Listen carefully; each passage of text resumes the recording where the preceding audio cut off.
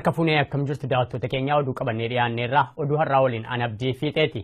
Godina Arsii aanaa Shirkaa magaalaa Goobeessaatti namoonni akka daawwaa tiraakomaa liqimsan dirqisiifamaa jiraachuun himame. Kanarraan ka'uunis namoonni hedduun balaa dhukkuba garaagaraatiif saaxilamaa jiru jedhu jiraattonni. Usmaan Ukkumeetu dubbise. Aanaa Shirkaa magaalaa Goobeessaatti milishoota aanichaatiin namoonni dirqamaan daawwaa tiraakomaa fudhatan hedduun dhukkuboota garaagaraatiif saaxilamanii jiru. Jiraataan aanichaa tokko akka jedhanitti namoonni hedduun reebicha hamaa reebamuun kan isaan qoricha tiraakomaa jedhamu kana dirqamaan fudhataa jiran. Al tokkotti qoricha 4 dirqiidhaan namootaaf kennama kan jedhan jiraataan aanichaa kanarraa ka'uun hedduun dhukkuboota birootiif saaxilamanii ciisaa jiraachuu ijaan arguu ragaa bahan. Aanaa Shirkaadha amma namoonni baay'een kan miidhamanii jiranii aanaa Shirkaa magaalaa Goobeessaati baay'ee kan miidhamee jiru namni namoota godina Arsii akkuma jiruttidha qoricha waan jedhaniiti maqaa isaa tiraakomaa jedhaniiti taabileetii afur nama liqimsiisan dirqisiisan jechuudha reebbisiitiin kun immoo baay'ee namoota balaarraa buusaa jira namni baay'een dhukkubsachaa jira namni dheerullee ni jira kanaaf namni baay'een amma kun garaa kaasaa haqqeetiin baay'ee namni rakkatu jira namni baay'een ciisaa jira beektaa waliin isaan beekamu dirqiitiin nama liqimsiisanii waliin isaallee hin baramne beektaa kanitti hima sanis dhabeera uummanni garuu kan miidhameeru caalatti amma Goobeessa namni baay'een dhukkubsatee ciisaa jira. Mootummaan humnaan biyyattii bulchaa jiru sababa talaallii dhukkuba tiraakomaa jedhuun dawaa kennuu osoo hin taane summii jiraattotaaf kennaa jira jedhan. Kana raawwachuun isaa karaa hin beekamneen duula sanyii duguuggii uummata Oromoo irratti raawwataa jira jechuun mararfatanii dubbatanii jiru. Gochaan kun kanaan duras haala wal fakkaatuun raawwatamaa turuu himanii inni ammaa ammoo dirqama olaanaadha jedhan. Kanaan durallee akkasuma beeksisallee himaa turan waaniitiin garuu immoo waliin isaa dirqiitiin namni kan baay'ee liqimsaa jiru reebaa jiran namoota taataatiin mandara keessa nama reebee baaseetti liqimsiisan achumatti liqimsiisan achumatti bishaan kennanii sinii 4 liqimsiisan nama tokko namni bagaalee nama dhukkubsata hundi namni fayyaa kun jiru inni kaan ol deebisa inni kaan teessisa baay'ee rakkisaa ta'eera beektaa waantichi walima isaayyuu namaan galu namni illee abbaa gaafatullee dhabee rakkate beektaa ammani kaleessa achi boochoo hidhatee achumatti argina baay'ee illee ciisan argeen ture achiima Shirkaa makana magaaluma Goobeessa kan kanatti jira beektaa wantichi baay'ee nama gaddisiisa haalli deemaa jiru achitti. Dirqamaan dawaa kana yoo liqimsitee battalumatti garaa baasaa fi mallattoo adda addaattuu nama mudata jedhan wayita ammaa kana reebichi haalaan waan itti hammaateef jiraattonni kun dawaa jedhame kana diduudhaaf carraa hin arganne jedhan namoonni didan ammoo reebamuun manneen hidhaatti guuramaa jiran. Sababa kanaaf jiraattonni aanaa Shirkaa haala nama gaddisiisuun miidhamaa jiraachuu namni kun ibsan. Ni sodaanneedhani beektaa walgahii irratti illee dubbachuuf akkas kaan irrallee jechuuf ni beekan namoonni baay'een osoo beekaniitillee warra kaanillee warra liqimsine reebanii baasanii liqimsiisaa jiranii baatti matanii hin qaban eenyutti hin himanne walgahii irratti kaasuullee ni sodaannee naan jedhan gaaffeen tura illee kana maaliif hin iyyattanii maafii akkasiin gootan jennaan ni sodaanneedhani namni iyyuu hin jiru beektaa amma.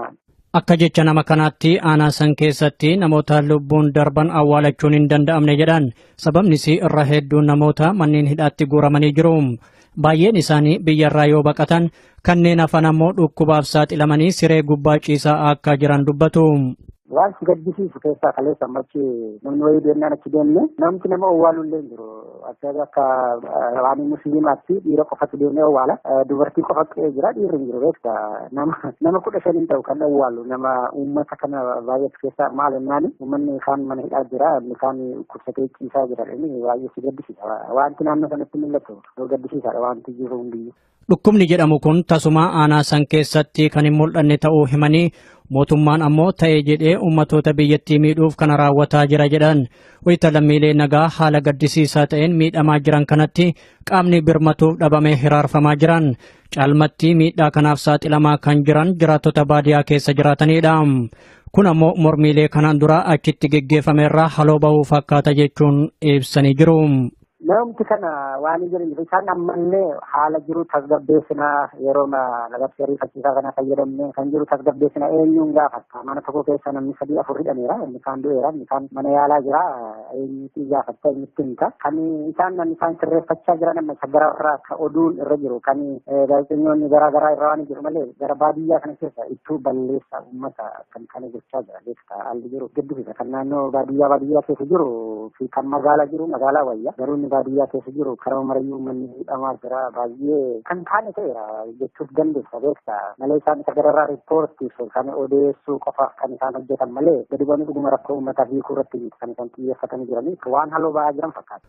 Mormiilee kana dura aanaa shirkaatti geggeeffameen namoonni 150 ol loltoota wayyaaneetiin yoo ajjeefaman baay'een isaanii madaayanii jiran. Achuma aanaa shirkaatti dargaggoonni 3 abbaa fi haadhaan tokko ta'an balbala isaanii duratti loltoota agaaziitiin ajjeefamuu gabaasuun keenyaa ni yaadatama. Hogganooti paartii Koongireesii Federaalistii Oromoo haalirree tokko malee akka gadi lakkifamaniif tumsuu irratti namni hunduu akka carraaquuf gareen deeggarsa paartichaa kan idila addunyaa ibsa baaseen waamicha dhiyeessee jira. Itichaa guddataa dura ta'aa garee deeggarsa KFO kan idila addunyaa obbo Nageessaa Oddoo dubbiseera. Kaayooni gurmuu deeggarsa idila addunyaa Koongireesii Federaalistii Oromoo tokkoffaan isaaniif gargaarsa faayinaansii gargaarsa maallaqaa godhuu lammeessoo gargaarsa sagalee isaanii dhageessisu advokeesii ala kanan rakkoo uumamuuf waan adda addaatii fi mirga cabiinsa mirgaa ka biyya sanii geggeeffamu keessa sagalee uummata sanii dhageessisu gara miidiyaatiin illee ta'uu gara dippiloomaasiitiin waan isaan biyya keessa hojjechuu hin dandeenye akka gurmuu deeggarsaatitti ala kanaa isaan gargaarree hojjechuu kaayoo gurguddaa lamaan kana qaba. Kun yaada hoogganaa gurmuu deeggarsa idil addunyaa Koongireesii Federaalawaa Oromoo KFO OFC kan ta'an obbo Nageessaa Oddoo Duubeeti.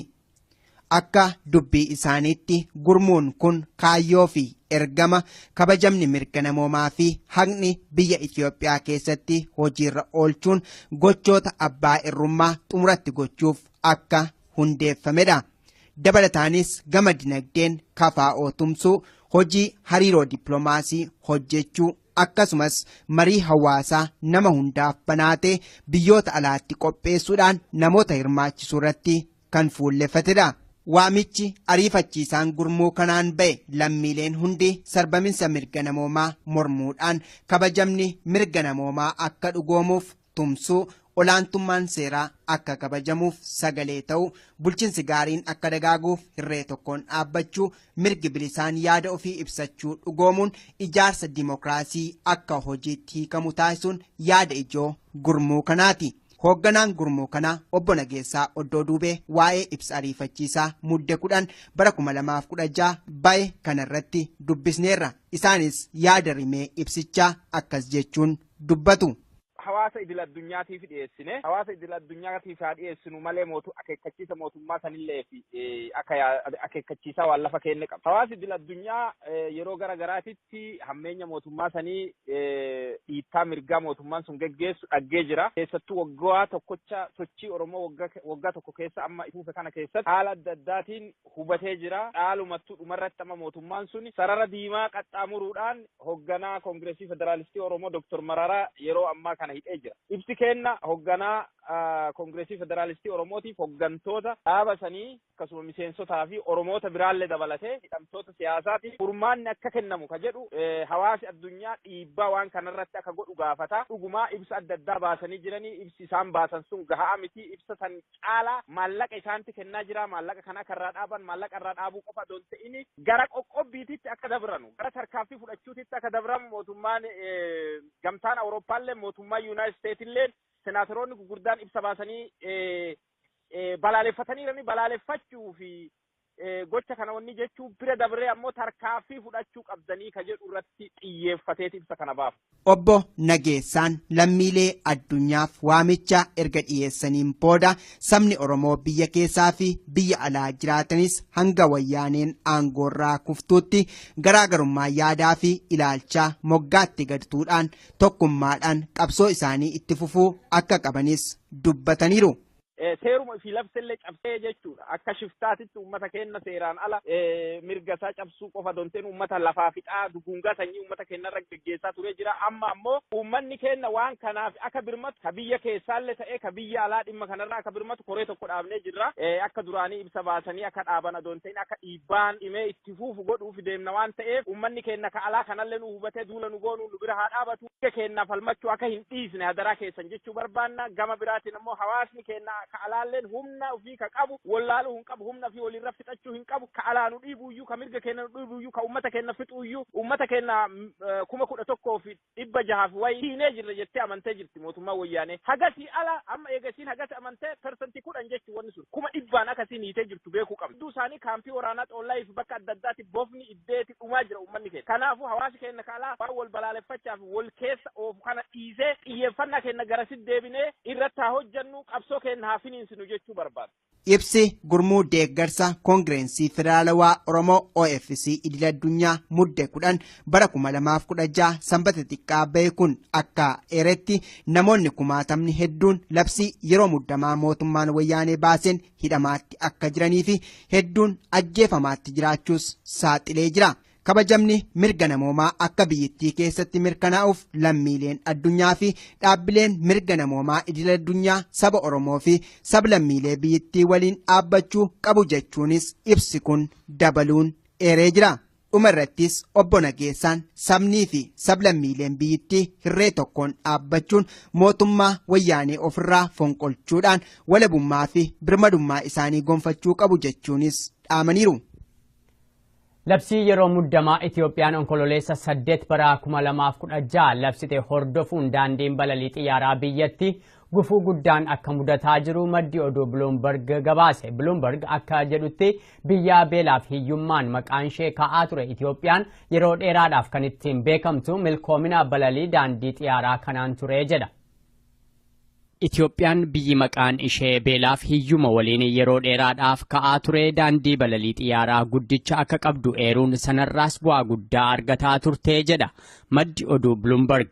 Daandiin balalii xiyyaaraa Itiyoophiyaa sadarkaa addunyaatti illee kan maqaa guddaa qabu ta'us eeree jira.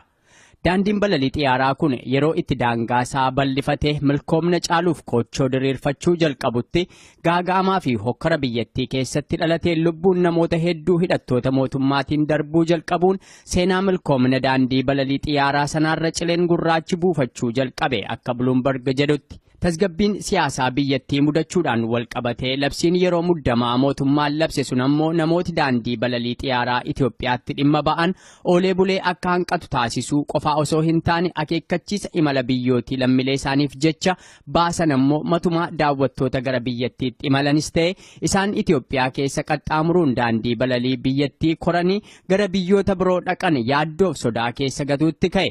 Kun ammoo guddina kaampaanichaa irratti miidhaa mul'atee hin beekne dhaqqabsiisuu jalqabee jedha. Itti gaafatamaan hojii raawwachiiftuu daandii balalii xiyyaaraa biyyattii obbo Tawalda Gabramaariyaam garuu isa kana ni haalu. Daandiin balalii xiyyaaraa Itiyoophiyaa biyyoota Afrikaa 70 ta'an biyyoota Awurooppaa, Ameerikaa kaabaaf kibbaa akkasumas biyyoota giddu galeessa ba'aa fi ardii Eeshiyaa wal quunnamsiisaa kan jedhan obbo Tawalda Gabramaariyaam labsiin yeroo muddamaa sun dhiibbaa nurratti uume tokkoyyuu hin qabu jedhu. Akka isaan jedhanitti biyyattiin nagaadha. Daldallis akkuma duriitti fufee jira. Kaampaanii isaan hoogganan waggaa waggaan 18 guddina agarsiisaatti jira. Daandii balalii Itiyoophiyaa kan biyyoota biroorraa addaa waan ta'e tokko hin mudanne. Kanaaf labsiin yeroo muddamaa sun miidhaa nurraan ga'e tokkoyyuu hin qabu jedhu. Yuunivarsiitii Londanitti barsiisaa ikoonomiksii kan ta'an obbo Namarraa Gabayyoomaa ammoo garuu daandii balalii xiyyaaraa Itiyoophiyaa dabalatee seenaa guddina biyyattii faarsamaa har'a ga'e yeroo ammaa rakkoo hamaatu mudataa jira jedhu. Namni kun akka jedhanitti kun hundi kan deebi'ee dandammachuu danda'uu fi kan mootummaan maamiltoota isaa yookaan daawwattoota sadarkaa addunyaa gara biyyattii dhaqan deebisee qabachuu danda'u yoo gaaffii siyaasaa biyyattii deebise qofaadha jedhu. Obbo Tawaldan garuu rakkoo sana amanaa hin jiran ammayyuu babal'achaa jirraa jedhu. Biyyi keenya tasgabbii qabdi dhiyeenyatti kochoo bal'ifannee gara Osloo, Jaakaartaa, Singaaporii fi Jeengduutti imala haaraa jalqabuuf jirraa jedhani. Mootummaan mormii uummataa biyya keessatti isa mudaterra aanuuf labsii yeroo muddamaa labsuusaa kan tuqe Bloomberg labsii sana keessaa hanga tokko kaasuusaa ifa taaseyyuu biyyooti akka Yuunaayitid Isteet amantaarraa dhabuudhaan irra deddeebi'anii lammiileen isaanii akka Itiyoophiyaatti hin imalle akeekkachiisuun matumaa bu'aa daandii balalii xiyyaaraa biyyattii argattu irratti dhiibbaa guddaa uumaa jira jedhu. Obbo Galaasaa Dilboo hayya duree ta'anii muudamuu balaaleffachuun adda bilisummaa Oromoo obbo Daawud Ibsaatiin hoogganamu ibsa baase. Usmaan Ukkumee dubbii himaa dhaabotii kanaa kata'an obbo Toleeraa Adabaa fi akkasumas obbo Daani'el Disaasaa haasofsiisee jira. Addi bilisummaa Oromoo obbo Daawud Ibsaatiin hoogganamu ibsa isaa muddee 9 bara 2016 baaseen maqaa dhaaba ABO jedhu qabatanii uummata keessatti garaagarummaa uumuun seeraan dhoorgaa akka ta'e eeree jira. Erga dhiyeenya kanaa obbo Galaasaa Dilboo hayyu duree ABO ta'anii filamuu dhaabni isaanii ibsa baasee booda kan wal falmiin kun dhiyaataa jiru. Akka ibsa ABO obbo Daawudiin durfamu bahe mul'isutti bara 2014 Jaarman magaalaa Berliinitti jaarmiyaalee lamaan kun walii galuun hooggana tokko jalatti deebi'ee ture. Haa ta'u malee dhaabni obbo Galaasaan durfamu waliigaltee kana milkeessuu hin dandeenye jechuun kan ibsi kun eeru. Dhimma kana ilaalchisuun ABO obbo Daawud Ibsaatiin durfamutti dubbii himaa kan ta'an obbo Toleeraa Adabaa dubbifnee jirra. Akka isaan jedhanitti maqaa dhaaba kanaatiin ofii ibsuun sirrii miti. Akkasumas seera dhaabaatiin ala jechuun OMN itti himan.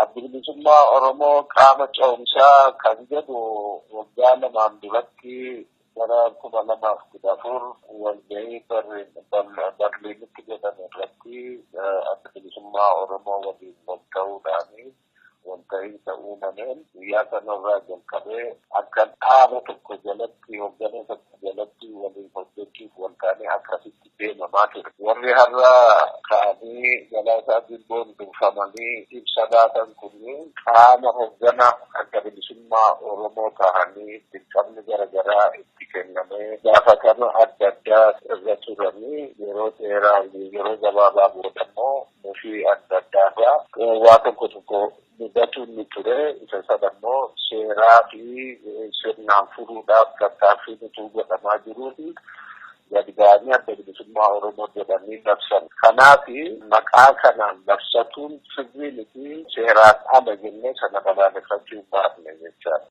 Walfalmii jaarmiyaalee lamaan jidduutti uumamaa jiru kana ilaalchisuun dhaaba obbo Galaasaa Dilbootiin durfamutti dubbii himaa kan ta'an obbo Daani'el Disaasaa dubbifnee wayitiin ammaa kana maqaa dhaabaa irratti wal mormuun sirrii miti jedhan. Keessumattuu osoo uummanni Oromoo duuchaan loltoota wayyaaneetiin lafarraa dhumaa jiru kanatti dhaabni kiyyaa fi keetii jechuun faayidaa hin qabu jedhan. Kan anis xiqqoo dubbiseen ture seerri kun seera akka ta'e illee waliin baafne dhuguma wal taanee turre yeroo tokkotti 2014tti sana booda waan socho'e hin jiru. Dura ta'aniyyuu Daawud Ibsaa ta'uun waanuma beekamu waanuma labsame garuu hin waan kana godheera waan jedhu jiraate uummanni iyyuu qaba sila arguu qaba uummanni Oromoos arguu qaba ture wanti ta'e hin jiru. Amma waan kana kaafnee waan kun saba keessatti kan deddeemee yeroo rakkoo amma qabnu kana keessatti yeroo uummanni Oromoo dhiigaa jiru kana keessatti kana kaafnee akka muggutii ta'uu hin barbaannu akka inni haasa'amee rakkoo adda addaa uumuu hin barbaannu garuu yeroo barbaachisaa ta'etti maaliif akka waliin hojjechuu hin dandeenye maaliif akka isaan didanii yeroo barbaachisaa ta'etti baasuu hin dandeenye garuu ammatti yeroon isaa yeroo miti kan jedhu amantii qabname. Obbo Daani'el itti dabaluun bu'uurumarraa kaasee maqaa dhaaba isaaniitii fi kaayyoon dhaabichaa hin jijjiiramnes jedhan walfalmii jiru jidduu dhabamsiisuu fi gara fuula duraatti tokkummaa uumuuf akeekni keessan maali gaaffii jedhuuf obbo Toleeraan yoo deebisan. Fuula duraaf taanaan akeeknii fi kaayyoon irratti wal dhahamuu qabu ifa ta'uu qaba. Namuma Oromoo fannisate hunduma isaanii waliin wal ta'uu hin dandeenye jechuun haa ta'u malee wal gufachiisuun miila wal jalaa butuu irraa akilicha adda kana gochuun ni danda'ama kan jedhuun jaarmaa Oromoo maqaa Oromoo sinsoosoo kamuu waliin adda bilisummaa Oromoo hojjechuudhaaf qophii ture hojjetaaf ture har'as hojjechaa. Obbo Daani'elis gama isaaniitiin tokkummaa jaarmiyaalee siyaasaa Oromoo humneessuu irratti dhaabni isaanii hojjechuudhaaf qophii ta'uu dubbatan.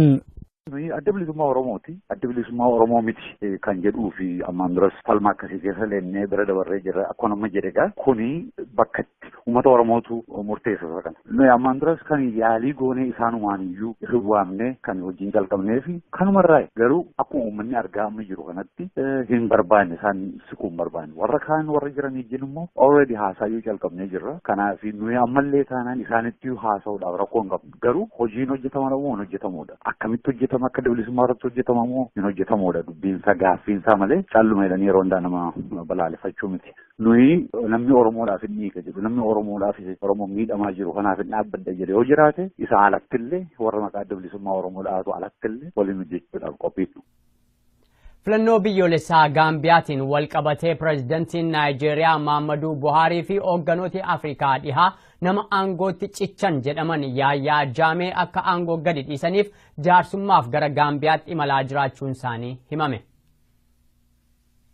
BBC'n akka gabaasetti pireezidantii Naayijeeriyaa Muhammadu Buhaarii fi hoogganooti Afrikaa dhihaa kabroonis Yaayyaa Jaameetti jaarsummaa ba'uuf guyyaa borii jechuunis muddee 13 bara 2016 kan gara Gaambiyaatti imalan. Aangaa'ota Afrikaa dhihaa waabeffachuun BBC'n akka gabaasetti karoorri imala sanaa ijoon diddaa aangoo gadi dhiisuu pireezidantichaa wal qabate gaagaama siyaasa Gaambiyaa keessatti uumame tasgabbeessuuf kan caalu otoo hin dhufin Yaayyaa Jaamee akka karaa nagaan nama filannoo sana mo'atan Adaamaa Baarootti aangoo dabarsaniifi. Aangaan BBC'n dubbise kun akka jedhanitti akkan hubadhutti jedhu hoogganooti kun Yaayyaa Jaamee arganii waadaa kanaan dura uummata isaaniif galan sana akka raawwataniif gaafatu jedhani. Akkasumas nama filannoo sana mo'atan Adaamaa Baaroo waliinis wal arguuf jiru. Sababaan isaa immoo Adaamaa Baaroo yoo hawaasni addunyaa dhimma kana keessa harka galfachuu baatan nageenya isaaniif akka yaaddaa waan dursanii himataniifi jedhu. Adaamaa Baaroo gama isaaniitiin gartuun mootummoota gamtoomanii fi akkasumas hoogganooti Afrikaa dhihaa Yaayyaa Jaamee akka hokkara tokko malee aangoo gadi dhiisaniif guyyaa borii gara Gaambiyaatti imalaa jiraachuun isaanii hawaasni addunyaa waa'ee biyya keenyaa ni dhimmamu jennee akka yaannu qofaa osoo hin taane akka nuti ofitti amanamummaa qabaannuufillee nu gargaaree jira jechuun anaa dhufuu jechuun hoogganoota kana simataa jiru. Gaambiyaa waggaa 22f kan bulchaa turan Yaayyaa Jaamee filannoo biyyoolessaa biyyattii mudde tokko geggeeffame sanaan sagalee baay'ee walitti siquun ture kan injifataman.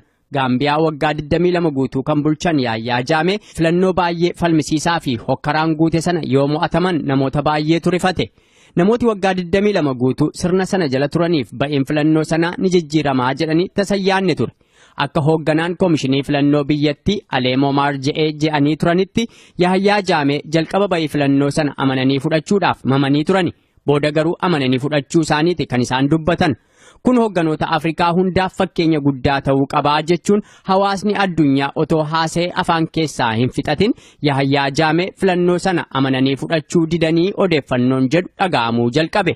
Maddi oduu AFP akka gabaasetti ammoo jilli gara Gaambiyaatti imalu sun pireezidantii Laayiberiyaa Ellen Joonsoniif pireezidantii Gaanaa filannoo tibbanaa kana geggeeffameen injifataman Joon Mahamaas of keessaa qabaa jedha. Joon Mahamaa pireezidantii Gaanaa filannoo tibba darbe geggeeffame irratti Naanaa Akufoo Adoon injifatamanii aangoo gadi dhiisuudhaaf qophiitti jiran yoo ta'an nama isaan injifatan Naanaa Akufoo Adootiifis milkoomina hawwuun nama injifatamuu isaanii amananii fudhatanidha. Barreessaan olaanaa mootummoota gamtoomanii haaraan Antooniyoo Guutershii amajjii tokko bara 2017 hojii jalqabuudhaaf sirna kakuu raawwachuun dhaabbatichi har'a marsa hawaasummaa irratti beeksisee jira. Barreessaan haaraan kun Guutershiin sirna kakuu isaanii irratti haasaa dhageessaniin ijoolleen keenya akka nagaa haqa kabaja mirga namoomaa wal danda'uu fi tokkummaa qabaachuu aadaa godhatan barbaannaa jedhani. Kun bu'aa dhalli namaa waliin qabaachuu malu ta'uu kan eeran Antooniyoo Guutershii sodaan bu'aa isaan kanaa hundatti gufuudha waan ta'eef sodaa walii keenya irratti qabnu keessaa ba'uudhaaf ammoo furmaati tokkichi jiru waliin hojjechuudha jedhani. Hidda dhalata Kooriyaa kan ta'aniif Antooniyoo Guutershiitti aangoo gadi dhiisanii kan soorama ba'aattee jiran barreessaan dhaabbatichaa duraanii Baan Kii Muun dhuma muddee kanaatti marsaa isaanii xumuranii aangoo dabarsuuf jiru. Egaan daawwattoota keenya oduun har'aaf jenne kanuma gama kootiin nagaatti.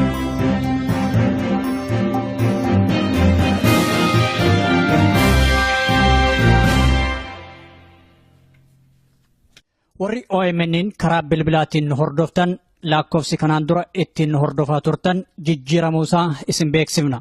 Haaluma kanaan lakkoofsofni haaromni tolaan OMN ittiin dhageeffachuu dandeessan kanneen United States keessa jiraattan 641-552-5055 United Kingdom 0330-332-6333 Germany 518-090-4047 Norway 219532 08 Sweden 084030 03194 Italy 0689 South Africa yookaan Afrikaa kibbaa 271-210-03-057 Austraaliyaa 0280725170 irratti nu dhageeffachuu dandeettan. Biyyoota birootiif lakkoofsa haaraa akkuma baafneen isin beeksifna. Galatooma OMN.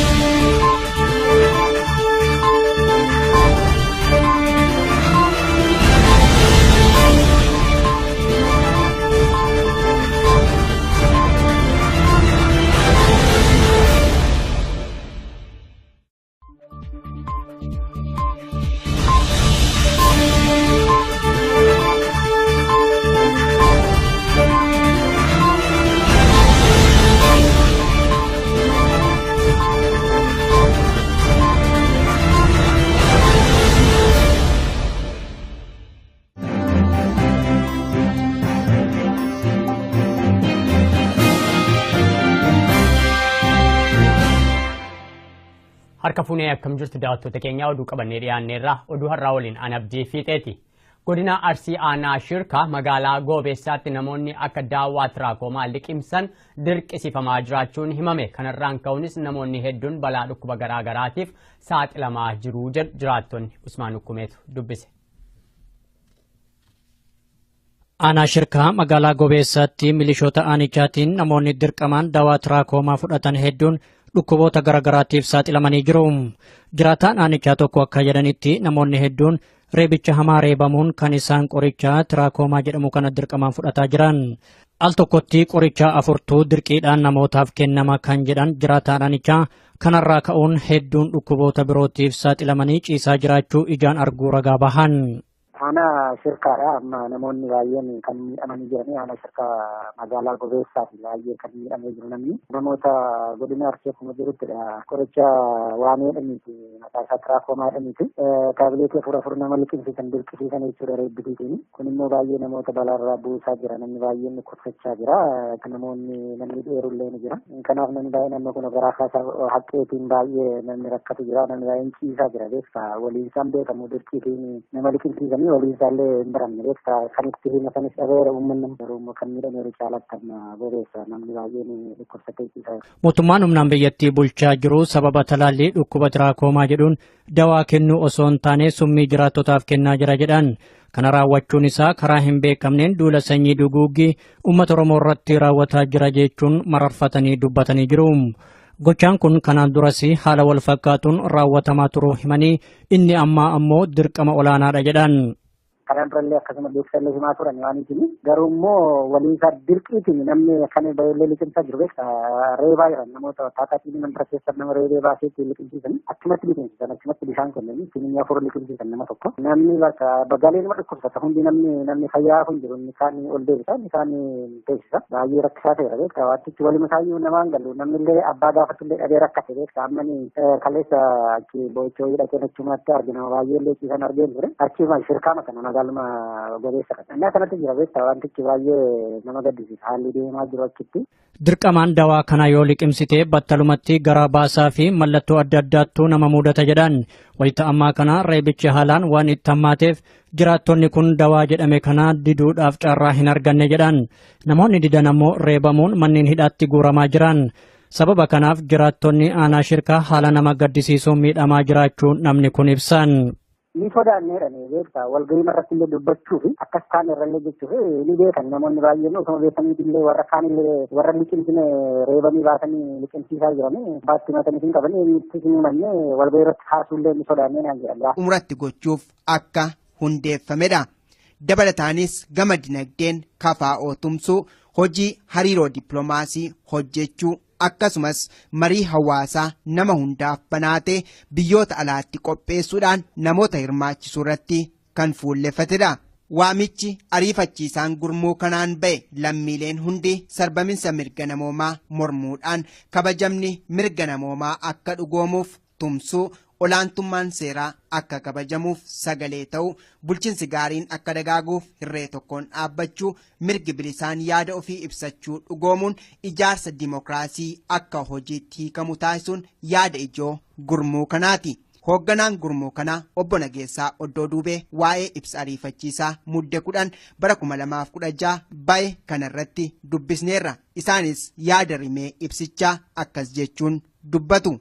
Hawaasa idil addunyaatiif dhiyeessine hawaasa idil addunyaatiif haa dhiyeessinu malee akeekkachiisa mootummaa sanillee fi akeekkachiisaa waan lafa kenne qaba. Hawaasa idil addunyaa yeroo garagaraatitti hammeenya mootummaa sanii dhiittaa mirgaa mootummaan sun geggeessu dhaggee jira. Keessattuu waggaa tokkocha sochii Oromoo waggaa tokko keessa amma ifuufe kana keessatti haala adda addaatiin hubatee jira. Dhaalumattuu dhumarratti amma mootummaan suni sarara diimaa qaxxaamuruudhaan hoogganaa Koongireesii Federaalistii Oromoo Dr. Mararaa yeroo ammaa kana hidhee jira. Ibsi kenna hoogganaa Koongireesii Federaalistii Oromootiif hooggantoota dhaaba sanii akkasuma miseensotaa fi Oromoota biraallee dabalatee hidhamtoota siyaasaatiif furmaanni akka kennamu ka jedhu hawaasi addunyaa dhiibbaa waan kanarratti akka godhu gaafata. Dhugumaa ibsa adda addaa baasanii jiranii ibsi isaan baasan sun gahaa miti. Ibsa san caalaa maallaqa isaanitti kennaa jira. Maallaqa kana karraa dhaaban maallaqa irraa dhaabuu qofa osoo hin ta'in gara qoqqobbiititti akka dabranu gara tarkaanfii fudhachuutitti akka dabramu mootummaan gamtaan Awurooppaallee mootummaa Yuunaayitid Isteetillee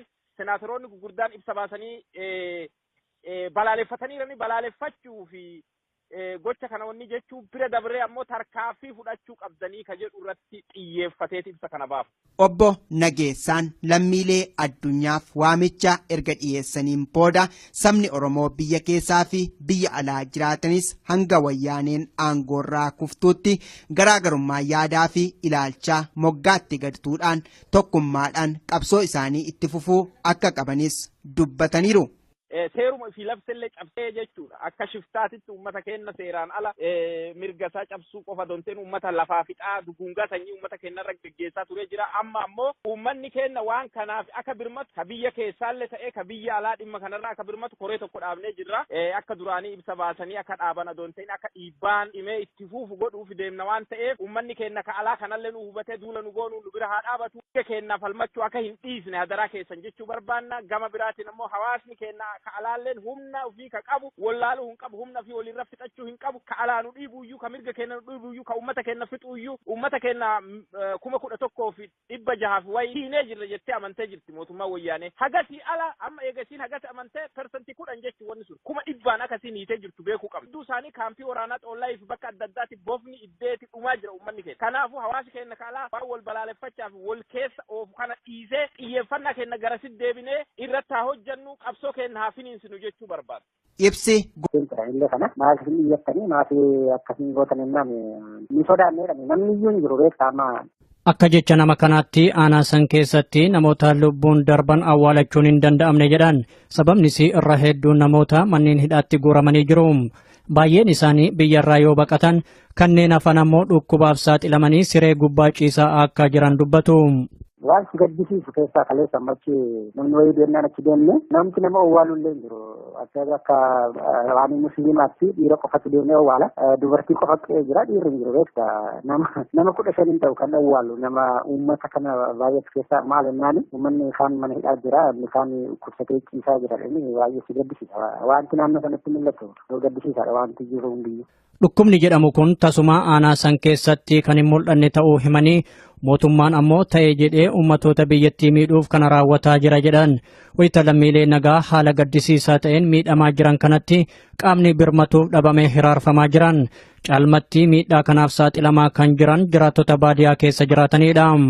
Kun ammoo mormiilee kanaan dura achitti geggeeffameerraa haloo bahuu fakkaata jechuun ibsanii jiru. Namti kana waan jiran isaan ammallee haala jiru tasgabbeessinaa yeroo labsii ariifachiisaa kana fayyadamne kan jiru tasgabbeessinaa eenyuun gaafata mana tokko keessa namni 3-4 hidhameera inni kaan du'eera inni kaan mana yaalaa jira eenyuuti gaafatta eenyutti himta kan isaan sirreeffachaa jiran amma gara irraa ka oduun irra jiru kan gaazexeessitoonni garaa irra waan jiru malee gara baadiyyaa kana keessa ittuu balleessa uummata kan kana gochaa jira beekta haalli jiru gaddisiisa kan naannoo baadiyyaa keessa jiru fi kan magaalaa jiru magaalaa wayya garuu baadiyyaa keessa jiru karaa marayyuu manni hidhamaa jira baay'ee kan taane ta'eera jechuuf dandeessa beekta malee isaan isa gararraa riippoortiif kan odeessuu qofaaf kan isaan hojjetan malee gadi bu'anii dhuguma rakkoo uummataa hiikuu irratti kan isaan xiyyeeffatanii jiraniif waan haloo ba'aa jiran fakkaata. Mormiilee kana dura aanaa shirkaatti geggeeffameen namoonni 150 ol loltoota wayyaaneetiin yoo ajjeefaman baay'een isaanii madaayanii jiran. Achuma aanaa shirkaatti dargaggoonni sadii abbaa fi haadhaan tokko ta'an balbala isaanii duratti loltoota agaaziitiin ajjeefamuu gabaasuun keenan ni yaadatama. Hogganooti paartii Koongireesii Federaalistii Oromoo haalirree tokko malee akka gadi lakkifamaniif tumsuu irratti namni hunduu akka carraaquuf gareen deeggarsa paartichaa kan idila addunyaa ibsa baaseen waamicha dhiyeessee jira. Itichaa guddataa dura ta'aa garee deeggarsa KFO kan idila addunyaa obbo Nageessaa Oddoo dubbiseera.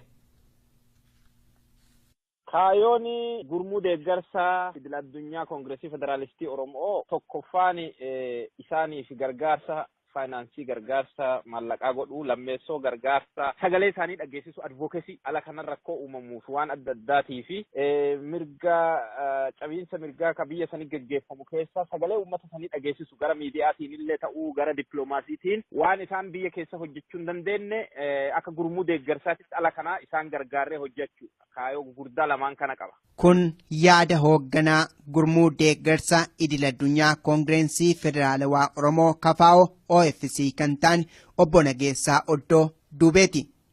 Akka dubbii isaaniitti gurmuun kun kaayyoo fi ergama kabajamni mirga namoomaa fi haqni biyya Itoophiyaa keessatti hojiirra oolchuun gochoota abbaa irrummaa hin jiran ammayyuu babal'achaa jirraa jedhu.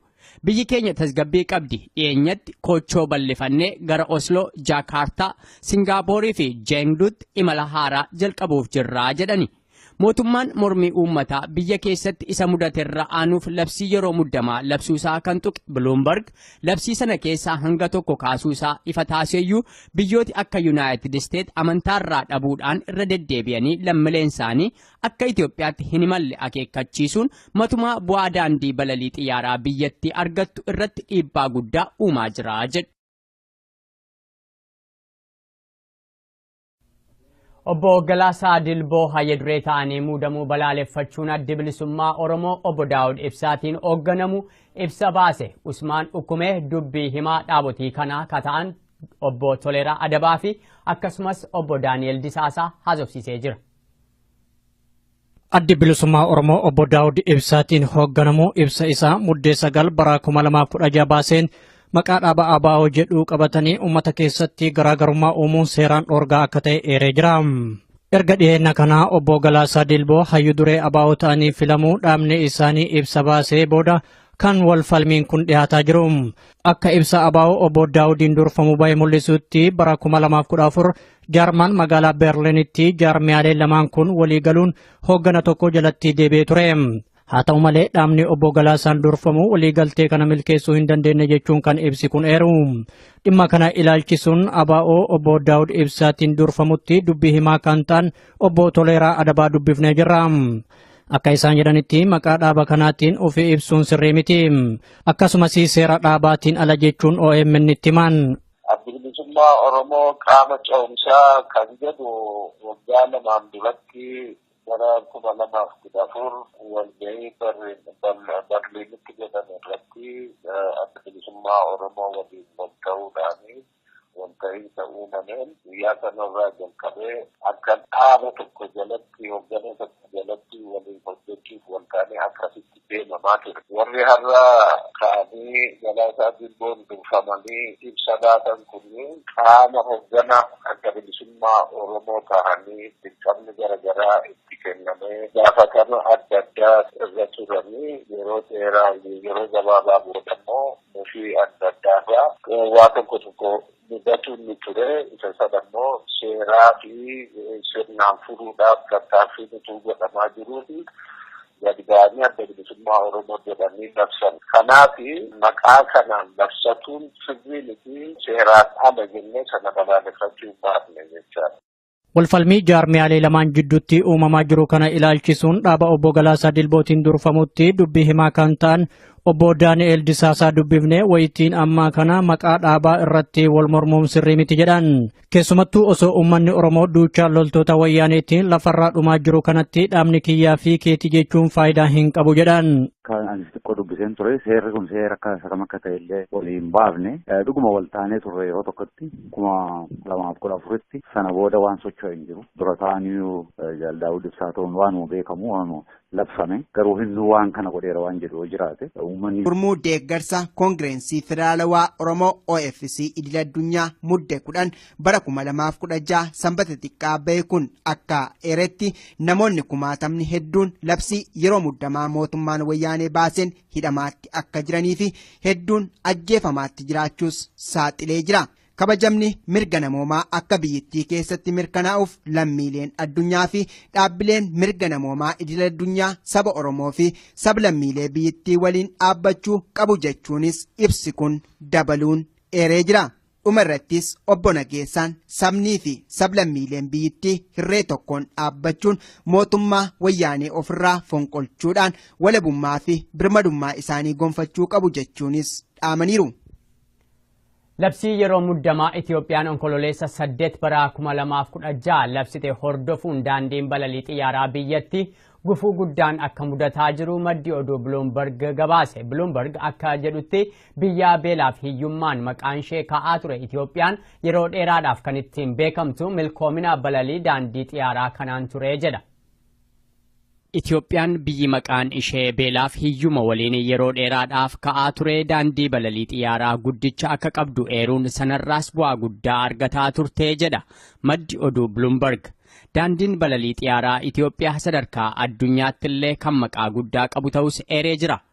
Daandiin balalii xiyyaaraa kun yeroo itti daangaasaa bal'ifatee milkoomna caaluuf kochoo diriirfachuu jalqabutti gaaga'amaa fi hokkara biyyattii keessatti dhalatee lubbuun namoota hedduu hidhattoota mootummaatiin darbuu jalqabuun seenaa milkoomna daandii balalii xiyyaaraa sanaarra cileen gurraachi buufachuu jalqabe akka Bloomberg jedhutti. Tasgabbiin siyaasaa biyyattii mudachuudhaan walqabatee labsiin yeroo muddamaa mootummaan labse sun ammoo namooti daandii balalii xiyyaaraa Itiyoophiyaatti dhimma ba'an oolee bulee akka hanqatu taasisuu qofaa osoo hin taane akeekkachiisa imala biyyootii lammiilee isaaniif jecha baasan ammoo matumaa daawwattoota gara biyyattiitti imalanis ta'e isaan Itiyoophiyaa keessa qaxxaamuruun daandii balalii biyyattii koranii gara biyyoota biroo dhaqan yaaddoof sodaa keessa gatuutti ka'e. Kun ammoo guddina kaampaanichaa irratti miidhaa mul'atee hin beekne dhaqqabsiisuu jalqabee jedha. Itti gaafatamaan hojii raawwachiiftuu daandii balalii xiyyaaraa biyyattii obbo Tawalda Gabramaariyaam garuu isa kana ni haalu. Daandiin balalii xiyyaaraa Itiyoophiyaa biyyoota Afrikaa 70 ta'an biyyoota Awurooppaa, Ameerikaa kaabaaf kibbaa akkasumas biyyoota giddu galeessa ba'aa fi aardii Eeshiyaa wal quunnamsiisaa kan jedhan obbo Tawalda Gabramaariyaam labsiin yeroo muddamaa sun dhiibbaa nurratti uume tokkoyyuu hin qabu jedhu. Akka isaan jedhanitti biyyattiin nagaadha. Daldallis akkuma duriitti fufee jira. Kaampaanii isaan hoogganan waggaa waggaan 18 guddina agarsiisaatti jira. Daandii balalii Itiyoophiyaa kan biyyoota biroorraa addaa waan ta'e tokko hin mudanne. Kanaaf labsiin yeroo muddamaa sun miidhaa nurraan ga'e tokkoyyuu hin qabu jedhu. Yuunivarsiitii Londanitti barsiisaa ikoonomiksii kan ta'an obbo Namarraa Gabayyoomaa ammoo garuu daandii balalii xiyyaara Itiyoophiyaa dabalatee seenaa guddina biyyattii faarsamaa har'a ga'e yeroo ammaa rakkoo hamaatu mudataa jira jedhu. Namni kun akka jedhanitti kun hundi kan deebi'ee dandammachuu danda'uu fi kan mootummaan maamilootan isaa yookaan daawwattoota sadarkaa addunyaa gara biyyattii dhaqan deebisee qabachuu danda'u yoo gaaffii siyaasaa biyyattii deebise qofaadha jedhu. Obbo Tawaldan garuu rakkoo sana amanaa